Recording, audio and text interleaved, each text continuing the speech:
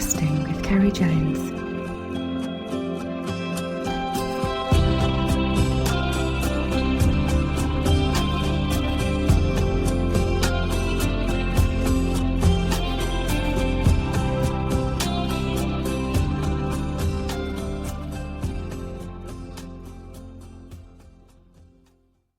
Well, another trout season over, and definitely not the one we expected, down to lockdown and all of the restrictions that came with it, with distance and travel. In fact, I've only crossed the Severn Bridge once since February, and that was to visit Charles Jardine at his home in Dorset to record a podcast. So this year, I spent most of my fishing at my local lake Llynfawr, which I have to say is without doubt one of the best run club waters in the country, and a set in to match.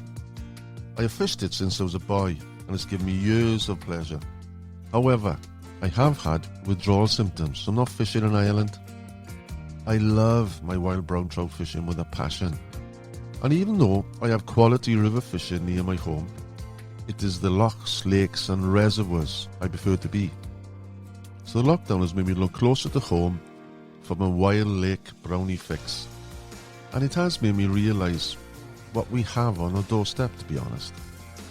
So with the brown trout season just come to a close, I thought it was only fit to make this episode about one of the highlights of my season and talk about what I think is one of the jewels of fly fishing waters in Wales, and tell her my story of my day and the method I used whilst fishing dries to search out for the bigger fish at Ystradfellte Reservoir.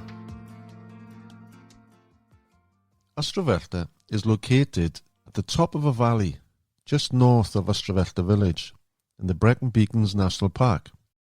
So recently I met up at a lay-by just before coming to the village with Chris Bond, chairman of Mountain Ash Anglers, who run the fishing at the reservoir. I then followed him up the mountain road leading up to the reservoir, and to be honest, I'm glad he was in front, as I kinda felt spoilt. For because this track went through farmland, there are 4 to 5 gates which need to be opened and closed, and Chris had the key. This might put some people off, having to get out the hassle of getting up the car, open and close it, but trust me, this is one water definitely worth it. And if you get somebody to come with you, even better still. It was 4 years since I actually fished it last, and it felt so good to be back. And while tacking up at the car park, Chris was telling me that last season's best fish was an exceptional 5.5 pound brownie. But not to get carried away, I think the average size is probably more like the 8 to 10 ounces. But the chance of something like this is special. He went on to say he also had a 2 pounder the previous week. So after hearing all this, I was chomping at the bit to wet my line. It was a lovely early autumn day. Conditions were perfect. Couldn't wish for better. It was overcast, with occasional break in the cloud, giving a warmth to the water with the sun grinning through, with a good ripple blowing up the lake from the dam. I set up with 2 dries, fished on my Cortland 444 Peach Classic, and the reasoning behind this, I decided to fish dries over wets, was because I was after a good fish. And by doing this, I felt it was upping my chances, because I knew, looking at the conditions, if I was going to be pulling wets, I knew I'd get a few fish. But my experience, though, is dries and nymphs tend to take the bigger browns. Usually when you're pulling the wets, you will get more fish, but it attracts the smaller fish. So I just thought that dries was the way to go. The 2 patterns I decided to put on are a black hopper, which is a great general all-round dry fly, and a daddy long legs, both tied in a size 10 and sparsely tied. And it's not that I'm tight with my materials, far from it. Again, my personal experience, wild fish definitely prefer slimmer patterns. The flies don't sit so high in the water, and a tendency not to be so buoyant, so you need to recast to keep them up before they sink. But that's okay, as browns more often than not usually take within the first 10 seconds or so after the fly lands. Because they're not a cruising fish like rainbows, they're territorial, and if you keep walking and cover fresh water, you'll eventually come across one, and it's then he's likely to take. So you don't wait for one to come along, you've got to keep moving to find the browns. And like I said, after a while the flies won't be so buoyant. Yes, you can put more floatant on the flies, but I prefer to cast often to dry the fly, walk on, and cover more water. I decided to try a method I've used to great effect over many years. 2 methods on the same cast. When you make your cast, you leave your dries sit for about 20 seconds or so, and if you don't get a take, I fast figure of 8 retrieve then, which in turn pulls the fly just under the surface. And depends how much the fly has been dressed. If it's a fuller pattern, you could even get the subsurface wake. So it gives the effect of a fly hatching off, or a drowned terrestrial trying to break out back into the surface. We decided to cross over the dam wall and work our way and fish the far bank all the way up to the inlet. Most of the bank is wooded, all the way up to the water's edge, but there's plenty of fishable shoreline, and also there's a few gullies where there's various brooks enter the lake, and these are obvious hotspots. So when I started, it came as no surprise when I took a little fella on my first few casts at the first brook inlet. I worked the shore for about 100 yards or so, dropping in and out from the fishable areas while walking along the fence line to drop in further along the shore. I took another 2 small fish, around 10 inches or so. Each came while figure of 8ing on the sparse black hopper, nothing to the static dry.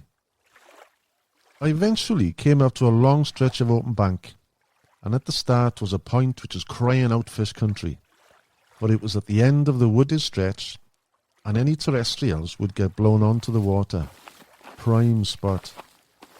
So I carefully crept up, pulled some line off the reel, carefully made my cast at an angle of about 45 degrees downwind, around 15 yards out. My eyes glued on the dries. Instantly, a delicate rise came to the hopper. I struck and I was in. And as predicted, a good fish, which often the case with static dries. Because I only had 15 yards of line out, my reel screamed as it took line, as it headed out into the lake. Don't you just love that sound? And after a fight which lasted a few minutes, slipped into the net. I looked around for Chris to take a photo, with no sign of him, so pulled out my portable tripod, attached my phone, and took some snaps. I estimated to be round about £2, a great wild lake brownie, and one of my best. While releasing him, I was admiring the magnificent autumn colours as he swam away. Result. At this point now, I'll touch on, for those who are interested in my photography gear. Whereas before, when I was working for the magazines and still do for various publications, I will use my full kit, the Nikons, which it's almost like carrying 2 bags of fishing gear because it is heavy. But if I just go out for pleasure fishing, it's a joy to go out with just this little Traveller Manfrotto tripod, which is light as a feather, a ball head, to which you attach then the mobile phone mount. And my phone is the Samsung Galaxy Note 9, and I love Samsung, which has got a remote on it as well, which is dead handy, and I think by far got the best camera out of all the phones. And if it's only for internet use, then it's ideal, so no more carrying full Nikon kits just on pleasure days. After a short break then and a cup of coffee, and looking through the pics with a big smile on my face, I started to make my way down the bank again. It wasn't long before it was deja vu. Almost exactly the same happened. As soon as my fly landed, a quality fish took. This time while playing it, Chris joined me as he was walking up the bank. Again, slipped into the net, a few picks and then released. Not as big as the previous fish, but all of £1.5. Top draw fish for a wild reservoir brownie. Quite happy to catch these all day. I was soon out of fishable bank. As nearer the river mouth I came, the more wooded the banks got. And I bet there are some great fish there. While walking across to the far side, passing all the rowan trees in full splendour, taking in all the beauty of the surroundings, I remember the last time I fished here. It was the spring, and all the banks were carpeted with bluebells. By now it was late afternoon, and sport did slow down, and I just managed one more fish, around 12 ounces. Still a good fish. There is less bank to fish on this side of the lake. For around 2/3 of the way down, you come to a conifer at the water's edge, and the bank from here down is unfishable. So well happy with my day, I headed back to meet Chris at the dam. Pleased with the fish I had, 9 in total, but pleased for another reason as well. Because when we started, myself and Chris had a little bit of a wager going. Whoever had the biggest fish didn't have to open the gates on the way back. So that was another bonus. And on the way back down the track to the farm through the gates, Ystradfellte still kept on giving. For above me, the experience was something else. There were 6 or 7 kites soaring above us and followed us more or less down to the road before turning back. Just to finish off, I have also fished it from a boat in the past. For the last few seasons, this was taken off the lake due to work being carried out on the dam overflow. But next year, Chris tells me, it will be back and available to members.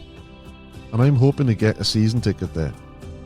And anyone else interested in fishing Ystradfellte, I'll put the club details and website and add it to the story notes with this podcast on my site. Just to mention as well, for the same membership, you can also fish their sister water Penderyn, which is a stocked rainbow reservoir with great facilities. So here's looking forward to next season. Stay safe all. If this is your first time tuning in, make sure you catch all future episodes by clicking subscribe via the links on my website, castingwithcerijones.com, or via iTunes or your favourite podcatcher. If you like what you've heard on this episode, feel free to drop me a line via my website. Tell me what you've enjoyed, ask a question, or better yet, tell me what you want to hear more of in the future. And if you're looking for additional tips, tackle reviews or venue information, or just want to see what's been hitting the back of my net lately, search up Casting with Ceri Jones on Facebook or follow me on Instagram. And if you still want more, I'm regularly uploading video content onto the Casting with Ceri Jones YouTube channel, so just check that out and subscribe over there too. Wherever you follow, subscribe, comment or message, I look forward to catching up soon for a good fishing chat. Well, I think that's all for now, so until next time, tight lines and don't strike too soon.